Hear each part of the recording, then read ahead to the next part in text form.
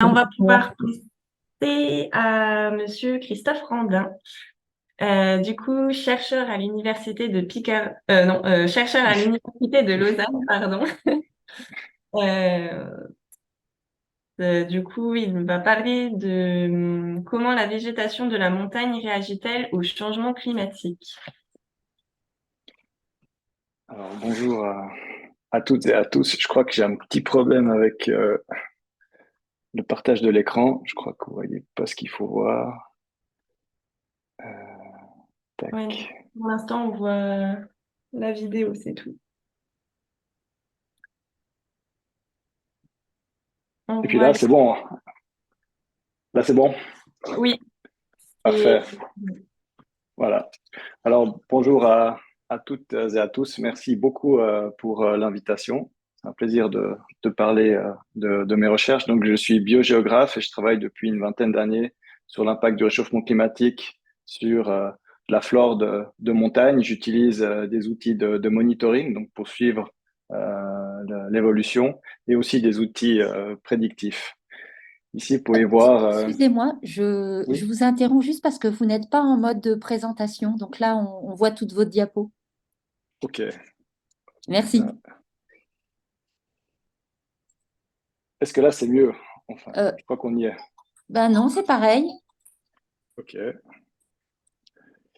Pourtant, j'ai fait. Alors, arrêter le partage. Je vais peut-être juste partager alors la présentation en mode présentateur. Est-ce que là, c'est mieux? on a toujours trois écrans. En fait, on voit tout. On voit tout. Ok. Ouais. Alors, d'habitude, ça marche bien. C'est la procédure. Désolé pour. Alors, est-ce que comme ça, c'est bien? Oui, là, c'est parfait. Ah, ok. Alors, il fallait rien faire. J'ai fait. Voilà. Alors, toutes mes excuses. Donc, pour commencer, donc le titre des clashs dans la lignée du titre d'Eric, pour savoir s'il faut s'adapter ou migrer pour éviter le clash de l'extinction. Peut-être pour commencer, prendre un petit peu de recul au niveau du paysage.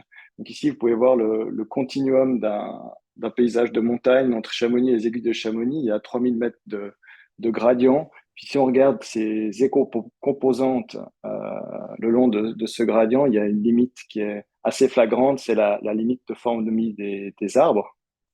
Et ensuite, une limite qui est peut-être un peu plus diffuse, c'est ce qu'on appelle la grass line, c'est la limite des plantes vasculaires. Et puis évidemment, il y a des limites intermédiaires. Chaque espèce d'arbre a sa limite et chaque espèce de plante herbacée dans les pelouses alpines ont leurs limites. Et puis, il y a de nombreuses études qui ont clairement montré que toutes ces limites sont contraintes principalement par la température. Donc, autant la limite de la forme de vie des arbres que la limite des plantes vasculaires et puis ces limites intermédiaires. Donc, évidemment, dans le contexte du réchauffement climatique, quand on va relâcher la bride du climat, on va perdre le froid. Il y aura des réponses plastiques, il y aura des réponses aussi au niveau du changement de distribution des plantes et c'est ce qu'on va voir maintenant. Ce qui est aussi intéressant, vous avez vu cette transition entre la forêt subalpine et les pelouses alpines, c'est que sur pratiquement toutes les chaînes de montagnes, depuis l'équateur jusqu'aux deux pôles, on retrouve cette transition subalpin-alpin. Donc c'est vraiment important de comprendre ce qui se passe parce que les changements, les réponses plastiques, les réponses adaptatives où la migration va toucher ses limites sur pratiquement toutes les chaînes de montagnes du globe. Une autre particularité de cette transition entre forêt subalpine et pelouse alpine, c'est qu'on a la formation de ce qu'on appelle des îles dans le ciel. Donc ces pelouses alpines, c'est une forme de végétation au-dessus de la limite de la forêt, ultra adaptée, isolée sur des massifs. Quand on zoome sur ces différentes chaînes de montagnes, ici, vous pouvez voir l'Ubaye, le Kera. Et dans le contexte d'oscillation du climat, hein, qu'elle soit lente pendant les périodes glaciaires interglaciaires, donc il y a eu 17 oscillations glaciaires interglaciaires au cours des 2 derniers millions d'années, ou qu'elle soit rapide dans le contexte actuel, euh, les périodes de refroidissement vont provoquer des déplacements en basse altitude de la végétation alpine, donc des expansions et puis de la connexion entre massifs. Et puis, les périodes de réchauffement vont pousser cette végétation alpine ou ces pelouses alpines en altitude et les isoler. Donc, ces isolations, puis ensuite, ces périodes où il y a de nouveau des rencontres entre les individus, enfin les populations isolées, c'est aussi un moteur de la spéciation et de la richesse qui est exceptionnelle au-dessus de la limite de la forêt. Donc 25% des plantes en Europe sont distribuées au-dessus de la limite de la forêt. C'est 40% d'un ensemble des Alpes sur une surface qui couvre seulement 3% du continent. Donc en fait, la végétation alpine est 8 fois plus riche que ce qu'on peut attendre par rapport au reste de l'Europe. Et c'est dû en fait à ces phénomènes d'isolation. Donc le changement climatique, c'est aussi un moteur positif quand le temps est suffisamment long euh, pour qu'il y ait des processus de spéciation. Par contre, là, on change un peu de vitesse et de vélocité. Je vous montre cette étude qui est assez vieille. C'est une étude de Martin Rebetel. C'est un peu la Valérie Vincent Delmotte suisse. Elle a sorti un papier en 2007 et elle avait montré que les Alpes se réchauffent 2 fois plus vite que le reste de l'Europe. Et puis les valeurs qu'elle donnait, c'était que l'hémisphère nord s'est réchauffé de 0,6 à 0,7 degrés et puis les Alpes aussi 1,2. Puis maintenant, on est à 1,3 degré pour l'hémisphère nord et les Alpes sont à 2 degrés. Donc on a vraiment une sensibilité qui est une exposition qui est accrue du système alpin au réchauffement. Et ça a été aussi montré par l'équipe de Raymond Bradley que quand on augmente, on va plus en altitude, l'exposition au réchauffement est plus forte. Chaque fois qu'on double l'altitude, on double aussi l'intensité potentielle du réchauffement quand on s'approche de la haute atmosphère. Donc les montagnes, elles sont particulièrement exposées au réchauffement climatique. Je ne vais pas trop m'étendre, mais la réponse des espèces qui est attendue, il y a une réponse immédiate, c'est la réponse plastique. Donc, les individus vont répondre au réchauffement climatique en réagissant avec des augmentations, des diminutions de croissance, avec des changements de leur phénologie, une adaptation génétique qui est beaucoup plus lente au fil des générations. Il y a cette migration. Si on ne peut pas répondre par ces 3 grands types de réponses, on va vers l'extinction. Moi, je parlais plutôt de réponse classique, de migration et d'extinction. Moi, je vous propose de commencer d'abord à la limite des arbres, parce que c'est la réponse des espèces d'arbres qui va déterminer en fait l'exposition des plantes alpines au réchauffement en partie indirectement.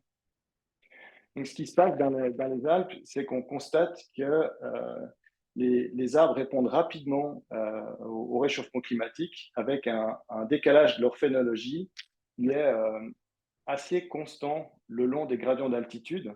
Donc, si vous prenez un hiver froid avec un automne, un hiver froid suivi d'un printemps froid, vous avez ce type de réponse, par exemple, de l'émergence des feuilles en altitude. Et puis, si vous prenez une année avec un hiver et un automne relativement froid, suivi d'une période de printemps chaude, pour favoriser l'émergence, par exemple, des feuilles, vous avez une réponse qui est quasi parallèle à la référence froide du long de l'altitude.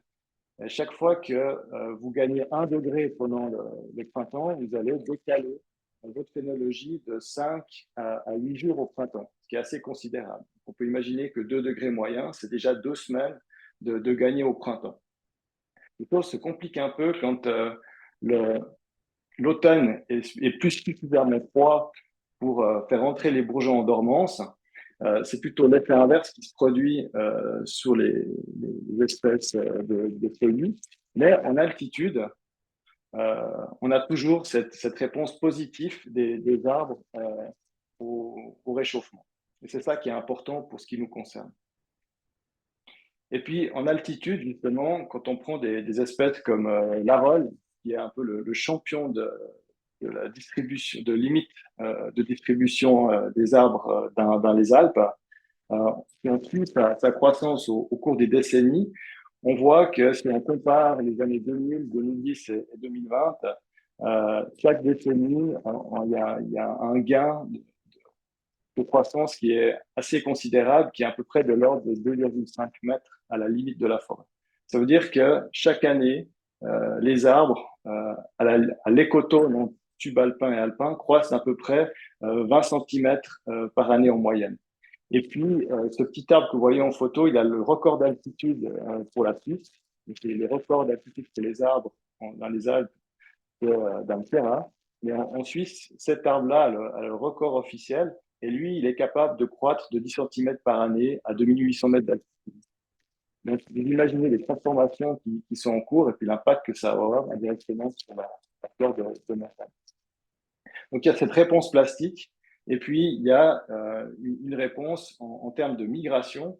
Donc, tous les arbres se mettent en mouvement sous l'impact du réchauffement climatique. Pas seulement les espèces subalpins, mais les espèces en dessous. Et actuellement, on trouve des arbres en moyenne 70 mètres plus haut, donc des jeunes arbres 70 mètres plus haut, 70 mètres plus haut, pardon, quand on se met dans le français, que les adultes. Et c'est ce qui a été aussi trouvé par Jonathan Lenoir, qui étudie chez vous, a trouvé le même chiffre au niveau de la France. Donc, les arbres se mettent en mouvement, réagissent et en fait vont menacer les espèces alpines.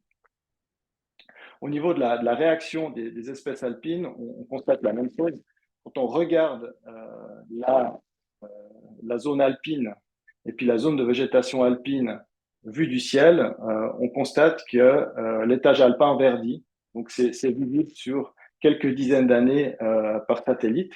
Et puis, qu'est-ce qui va se cacher et quels sont les mécanismes qui se cachent derrière ce verdissement? Donc, comme pour les Alpes, comme pour les arbres, il y a une réponse plastique. Donc, pour certaines espèces, il y a une réponse positive avec une augmentation de la croissance et certaines espèces qui vont souffrir directement du réchauffement et du stress hydrique en fin de saison, dont la croissance va diminuer. Vous voyez ici sur cette étude qui est assez spectaculaire de monitoring, en l'espace d'une dizaine d'années, on parlait des échelles de temps, en l'espace d'une dizaine d'années, on peut déjà voir des changements. Donc, ça peut se passer très vite. Donc, il y a la réponse plastique au niveau de l'individu, et puis il y a ces fameuses migrations. Donc, sur une échelle de temps d'une centaine d'années, mon collègue Pascal Vito a revisité des sites, des sommets au-dessus de la limite de la forêt qui ont été inventoriés par des botanistes à la fin du 19e siècle. Et ce qu'il a constaté dans les années 2000, c'est que des sommets, sur des sommets, on observait à certains endroits un quasi triplement du nombre d'espèces. Donc, il y a une augmentation de la biodiversité sur les sommets alpins qui est spectaculaire. Ici, on prend un peu de distance. On voit que cette augmentation de diversité qui est assez spectaculaire, elle a elle-même tendance à s'accélérer. Donc, vous avez certainement entendu parler de la crosse de hockey du climat. La réponse des plantes alpines à cette crosse de hockey, on a fait la même trajectoire de crosse de hockey. Pourquoi c'est le cas? Parce qu'à l'étage alpin, il y a encore beaucoup d'espace pour les plantes. Donc, les propagules qui arrivent, elles ont encore de la place. Elles ne souffrent pas encore de l'effet de compétition, globalement. Donc, il y a encore de la place pour les nouveaux arrivants. Donc, en fait, ces effets de colonisation sont visibles et spectaculaires. Face à cette augmentation de biodiversité et au réchauffement climatique, il y a aussi la capacité de réception du milieu. Il y a un phénomène assez spécifique à l'étage alpin, c'est le microclimat, la mosaïque du microclimat qui est beaucoup plus importante que par exemple sous la canopée de la forêt. Donc la variation de température ou les variations de température qu'on trouve à l'étage alpin, elles sont considérables puisque les plantes sont complètement couplées à l'atmosphère et ne bénéficient pas, par exemple, de l'effet tampon de la canopée des arbres. Ça veut dire que si vous prenez une journée typique du mois de juillet, si vous prenez cette image infrarouge, C'est à peu près 1 km sur 1 km, avec une résolution de 1 mètre. Vous avez des pixels qui restent toute la journée du mois de juillet à presque 0 degré, et vous avez des pixels qui sont en moyenne à 25 degrés. Donc, vous avez 25 degrés d'altitude sur ce petit terrain. Donc ça permet en fait à ce paysage d'absorber, on va dire, les changements de distribution des espèces. Puisque dans cette mosaïque du microclimat, il suffit de migrer de quelques mètres pour en fait compenser une augmentation de réchauffement de quelques degrés. Et ça, on l'a très bien montré avec certaines plantes. Par exemple, ici, c'est le saxifrage à fleurs nombreuses dans les Alpes-Maritimes. C'est une plante qui a persisté pratiquement plus de 3 millions d'années dans les Alpes-Maritimes en jouant avec l'effet du microclimat. Donc, en se mettant dans ce qu'on appelle des lacs d'air froid, hein, pour compenser les effets du réchauffement.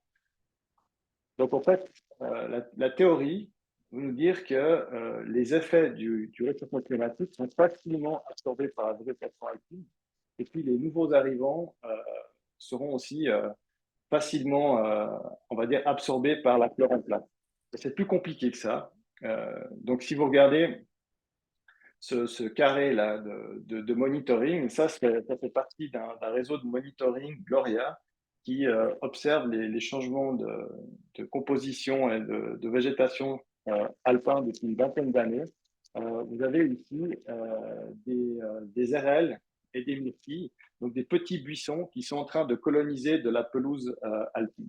Donc des plantes des grandes tailles qui commencent à coloniser ce qui était avant une pelouse de plantes alpines spécialisées. Et puis ici, puisqu'on parlait des records d'altitude dans les arbres, vous voyez, vers 2900 mètres, la vitesse de colonisation de l'arole, qui est aidée par un oiseau, a colonisé des espaces qui sont extrêmement rocailleux. Et ce qu'on a pu observer dans le cas de ce monitoring Gloria, c'est en l'espace de 7 à 8 ans des changements qui sont spectaculaires. Et ici, le recouvrement d'une des RL, hein, donc c'est une espèce qui ressemble à la myrtille. Euh, cette augmentation, en quelques années, elle est spectaculaire et significative. Et puis, s'accompagne de l'augmentation des buissons et des RL, une fermeture des milieux. Donc, Yuna vous parlait des changements dans les traits. Et ici, ce qu'on voit, c'est que quand on intègre, euh, on utilise des bioindicateurs, les espèces comme indicateurs de lumière, on voit qu'on a une tendance à la fermeture du milieu. Donc, ces histoires de buffering microclimatique, hein, et de capacité d'absorption du milieu, ils ont certaines limites. Ici, on a une arrivée massive d'espèces buissonnantes, une arrivée massive d'arbres qui ont en fait un effet de compétition, qui entre en compétition avec la végétation alpine. Maintenant, si on se passe dans une perspective future, on utilise la modélisation. Ici, c'est une étude qu'on a faite il y a longtemps, mais il n'y a pas eu aussi précis depuis. On a calculé l'exposition de la zone alpine, donc de l'étage de végétation alpin, au changement climatique dans toutes les chaînes d'Europe, des chaînes de montagnes d'Europe pour lesquelles on avait des données. Et on a montré que régionalement, on peut avoir des taux d'extinction locale qui pouvaient atteindre les 80. Ça veut dire que 80% des plantes alpines, suivant les massifs, pourraient perdre jusqu'à 90% de leur surface actuelle. Et c'est le cas pour les Pyrénées, par exemple, où en fait l'étage alpin est très petit en termes d'altitude. Et puis les espèces subalpines vont peu à peu pousser et chasser les plantes alpines qui n'ont plus de surface à disposition en altitude. On a aussi regardé l'effet de la dispersion. Et quand on utilise des modèles relativement simples, qui font une hypothèse de la dispersion illimitée, quand on fait des hypothèses très conservatrices, les espèces ne peuvent pas migrer, étonnamment, on voit que la migration des plantes n'est pas tellement contrainte par leur distance de migration. Mais par contre, on voit surtout que les plantes alpines sont particulièrement menacées. Ce qui veut dire que plutôt la composante, la structure du paysage qui va influencer leur exposition au réchauffement climatique plutôt que certains de leurs traits comme la distance de dispersion, même s'il y a une corrélation entre être une plante alpine et puis disperser la population. Ces plantes en poussin, là, qui sont typiques de la végétation alpine, elles ont des distances de dispersion annuelles de l'ordre de 1 mètre. Hein. Elles ne vont pas chercher à disperser plus loin, parce que plus loin, il y a plus de risques que ça ne soit pas favorable. Alors maintenant, pour résumer, est-ce que je dois rester ou est-ce que je dois migrer? Donc, quand on peut s'adapter au changement climatique par la plasticité, plasticité phénotypique, on va pouvoir rester. Mais si on ne peut pas, on va devoir migrer pour suivre les climats favorables en montagne, c'est compliqué. Et pour migrer en altitude, il y a d'autres composants des effets, d'autres composants des changements globaux, comme la fragmentation du paysage ou le changement d'utilisation du sol, qui vont créer des barrières de migration. Et puis quand on va enfin trouver des nouveaux habitats favorables, ce qui n'est pas facile, par exemple, certaines plantes alpines, elles ont besoin de sol. Hein. Les gentianes, qui sont des plantes patrimoniales, elles ont besoin de sol pour se développer. Donc, il faut trouver des nouveaux habitats favorables. Puis une fois qu'on a trouvé des nouveaux habitats favorables, on va entrer en compétition avec les espèces qui sont suffisamment plastiques pour s'adapter. Donc, tout ça pour dire que c'est extrêmement compliqué. Donc, il y a aucune bonne solution entre s'adapter et migrer en montagne. On est de toute façon à risque, soit pour suivre le changement climatique, soit en fait, par la compétition. Vous avez vu qu'il y a des effets spectaculaires en moins d'une décennie. Donc voilà, j'espère que j'ai terminé dans les temps, malgré le petit problème de début. Je vous Oui, remercie pour votre attention. bah, merci beaucoup pour la présentation. Et niveau temps, c'est parfait aussi. On va passer aux questions. Est-ce que Chine, la question? Merci beaucoup pour votre présentation. J'avais une question à la fin. Vous avez parlé du cas de la gentiane, je crois. Oui. Euh, et en fait, je me posais la question par rapport, vous parliez donc adaptation ou migration, mais est-ce que vous avez des cas où les deux se rencontrent? Par exemple, on migre et puis après, il y a besoin enfin, il y a une compétition et du coup, il faut s'adapter pour pouvoir faire la compétition. Est-ce que c'est le cas de la gentiane ou est-ce qu'elle est déjà compétitive avant d'avoir migré? Et est-ce que c'est le cas d'autres espèces dont vous avez des exemples en tête, peut-être? Alors, c'est une excellente question. Pour les plantes alpines, c'est vraiment compliqué. Donc là, vous avez ici une Silena caule qui, elle, est relativement plastique, même si c'est quand même une Formule 1 du froid. Et puis, vous voyez que justement, il y a des plantes, et notamment les gentianes, puisque en fait, cette plante en poussin, elle a un effet nurserie. Donc, en fait, on a une gentiane qui est arrivée ici et qui a germé ici parce que c'est favorable, mais dans un coussin de silène. Donc là, on est vraiment, c'est pas vraiment de la facilitation parce qu'il y a toujours un effet de compétition. Et en fait, ces plantes ultra adaptées en coussin, elles se font peu à peu manger par les plantes de basse altitude qui arrivent dessus parce que malgré elles, elles ont un effet facilitateur. Donc, pour l'instant, c'est ce qui se passe. Et puis pour ces plantes justement alpines spécialisées, elles se font quand même dégommer par le réchauffement, souvent avant de pouvoir migrer. Dans les sommets alpins de basse altitude, donc juste au-dessus de la limite de la forêt, les plantes alpines qui étaient observées il y a 20 ans, elles ont tendance maintenant à disparaître. Donc des grosses véroniques font des grosses rosettes qui sont quand même des plantes de grosse taille, qui sont quand même plutôt alpines. On constate qu'elles sont poussées en altitude. Je ne sais pas si ça répond à votre question. Si, si, ça a l'air très complexe. Merci. Ouais, c'est compliqué. Ouais. Mathéo, tu as une question? Bonjour, merci pour votre présentation. Quelles pourraient être les options, s'il en existe, pour contribuer à la conservation de ces espèces? Parce que si j'ai compris, bah, au niveau des sommets, bah, on se retrouve vite au sommet, donc on peut plus se déplacer. Et puis également, il y a beaucoup d'espèces compétitives qui prennent les sommets. Donc finalement, est-ce qu'il y a des options de conservation pour aider ces espèces? Ouais. Alors, bon, il y a la migration assistée, mais la migration assistée, ça consiste plutôt à identifier des corridors de migration pour ces plantes. Dans certaines régions, il y a encore de la place, hein, avec le retrait des glaciers, donc les marges proglaciaires avec beaucoup d'eau, par exemple. C'est un peu un nouvel Eldorado pour certaines plantes. Donc, l'idée, c'est de protéger ces endroits qui vont potentiellement pouvoir recevoir les plantes qui migrent. Et puis, dans les pelouses alpines, il y a un effet quand même de la gestion du bétail.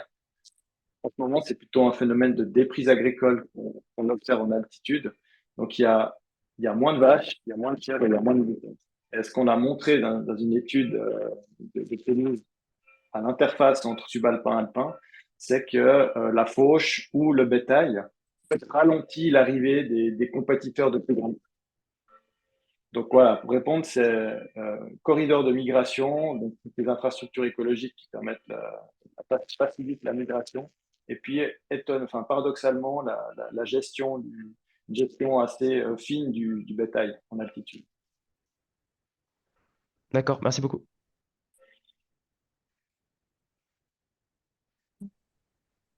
Il y a une question de Madame Christine Nathalie également. On vous laisse la parole. Oui, merci. J'avais posé justement la question de l'environnement de la botanique. Je pensais à l'entomofaune, aux pollinisateurs, et justement au pâturage, comment tout se déplace vers le haut, ou quand même il y a des hiatus, quoi, il y a des choses qui ne suivent pas. Et quelle vision plus globale vous avez que l'approche analytique par espèce? Merci. Alors ça, c'est certains de mes collègues qui ont essayé de regarder avec la modélisation le match, le mismatch entre l'entomofaune, donc c'est une migration de plantes, et puis les insectes qui dépendent des plantes comme support ou comme ressources. Et là, sur par exemple les bourdons, à terme, va y avoir un gros mismatch. Ça, c'est ce qui est prédit pour cette végétation de prairies subalpines ou de pelouses alpines, effectivement. Donc voilà, mes connaissances là-dessus, ça s'arrête là. C'est plutôt un mismatch qui est prédit avec justement une perte de service. Et puis peut-être justement des extinctions en chaîne qui risquent de se produire du fait des interdépendances. Merci.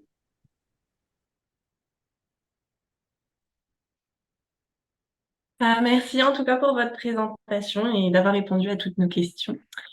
Et à vous. De rien. Du coup, on va pouvoir passer à la présentation des posters de la session 2.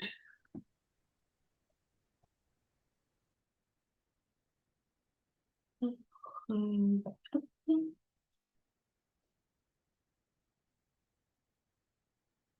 Voilà. Ok. Alors, la parole est à Juliette et Loïc. Ok, donc bonjour. Je vais vous présenter rapidement le poster qu'on a réalisé, donc Juliette Sonnen et moi-même, Loïc Montel, qui s'intitule Changement climatique et migration des plantes à graines. Donc il faut savoir que les plantes à graines représentent entre 250 000 et 300 000 espèces. Ce sont des organismes fixés, donc qui peuvent être largement influencés par les conditions environnementales, qui elles-mêmes peuvent être modifiées par les changements globaux, pardon. Donc si les modifications de ces conditions apparaissent comme défavorables, les espèces doivent s'adapter ou migrer pour ne pas disparaître. Nous avons choisi de nous intéresser à la capacité de migration de ces plantes via la dispersion des graines. Donc les graines peuvent être différentes selon les espèces, leur morphologie peut varier, et la dormance également. Donc la dormance est la capacité d'une graine à repousser sa germination dans le temps, donc pour réussir cette germination et éviter les mauvaises conditions. Donc l'objectif ici est de comprendre comment les techniques et les modes de dispersion des graines fonctionnent et essayent de s'adapter aux modifications environnementales. C'est-à-dire qu'on veut savoir si malgré tous ces efforts, si les capacités de migration peuvent être compromises par les changements globaux. On considère que s'intéresser à cette capacité de migration dans un contexte de changements globaux revient à s'intéresser en fait à leur survie future, parce que comme on l'a évoqué, en fait, si la dispersion est impossible et que l'adaptation aussi, eh ben l'espèce peut tout simplement disparaître. Voilà. Donc je vous invite, si vous vous intéresse, à regarder notre poster plus en détail. Et merci à vous.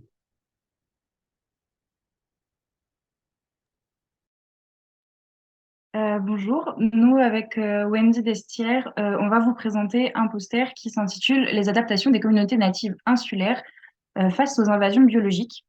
Donc, quand on a l'arrivée d'une nouvelle espèce dans un nouvel écosystème, on va avoir forcément des impacts sur cet habitat et on a du mal à savoir si l'impact est 100% positif, 100% négatif, si c'est aussi simple que ça, positif ou négatif, ou si c'est un peu plus complexe que ça.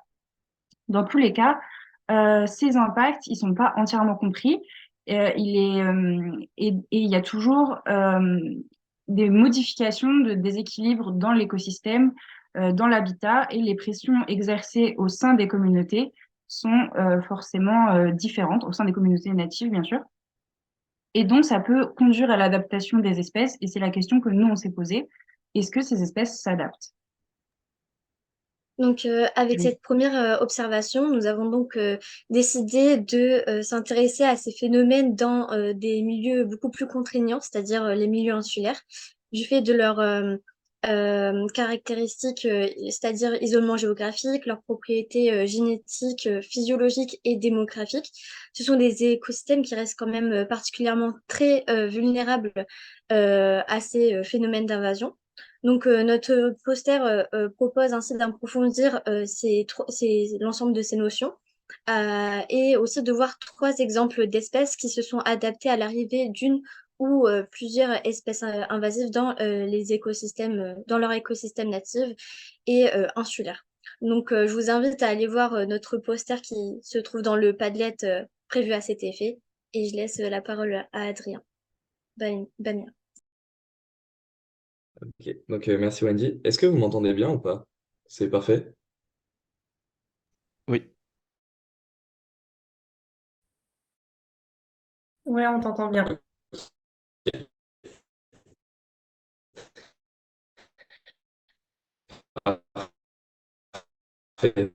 Donc bonjour à tous, donc je vais venir le perturber.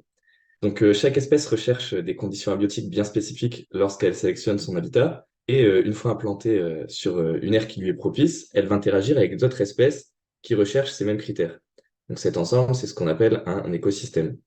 Donc cependant, les changements globaux viennent de nos jours perturber ces conditions abiotiques et donc par la suite les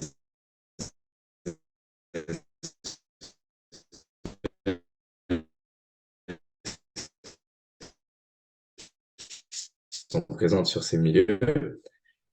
Et l'une des rations va mener à la création, donc de nouvelles interactions entre espèces.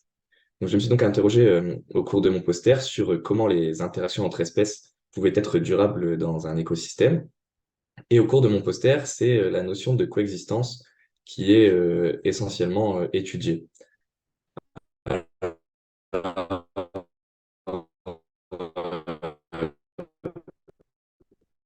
Pourquoi cette notion, qui aura l'occasion d'apparaître à la suite donc des nouveaux flux d'espèces en réponse aux perturbations, les écosystèmes. Je vous invite donc à regarder ma vidéo de présentation si ce sujet vous intéresse.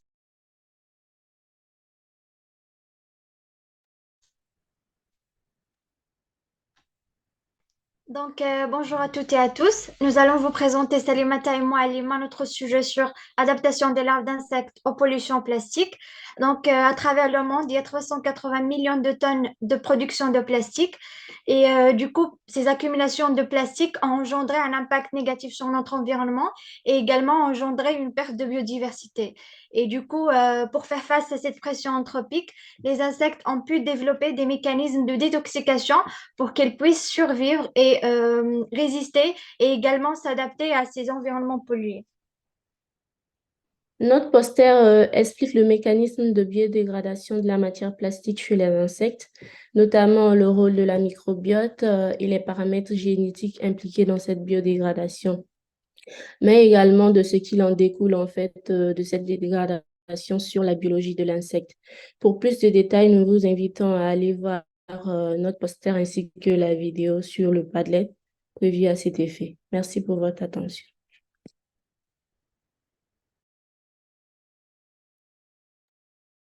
Merci à tous pour vos présentations de posters. On vous invite par ailleurs à aller voir les posters sur le lien Padlet. Et on tient tout particulièrement à remercier encore une fois tous les intervenants de la session.